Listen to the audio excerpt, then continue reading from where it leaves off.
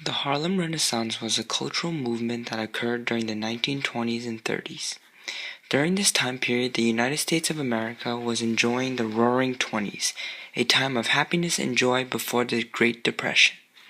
The Harlem Renaissance was a way for African American writers, singers, dancers, actors, and actresses to express their ideals and thoughts with other African Americans at the time. Although many great artists, thinkers, and writers came out with their philosophies and ideals during the Harlem Renaissance, one had elevated higher than the rest, leading the charge for this cultural movement. His name is Alain Locke. Alain Leroy Locke, who had been called the godfather of the Harlem Renaissance, was a philosopher and writer during the Harlem Renaissance. He was born in Philadelphia, Pennsylvania in 1886. In 1907, Alain Locke graduated from Harvard University, earning degrees in English and philosophy. He would join the Phi Kappa Beta Society, the oldest honor society focusing on the liberal arts and the sciences. From 1907 to 1910, Alain Locke would go to Oxford University, more specifically Hertford College, in which he studied Greek, Latin, and literature. Locke was able to go after winning the prestigious Rhodes Scholar honor, being the first African American to do so and the only one until 1960.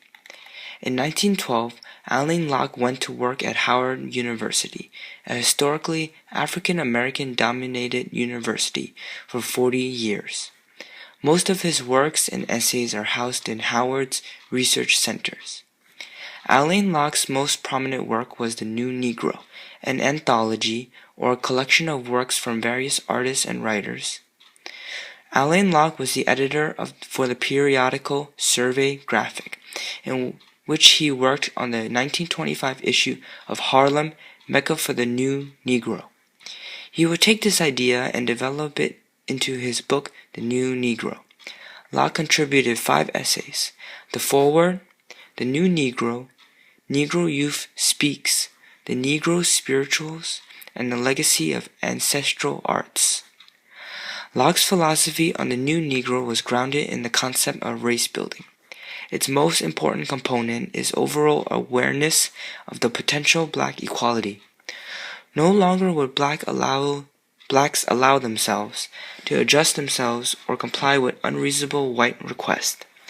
This idea was based on self-confidence and political awareness. Although in the past the laws regarding equality had been ignored without consequence, Locke's philosophical idea of the new Negro allowed for fair treatment.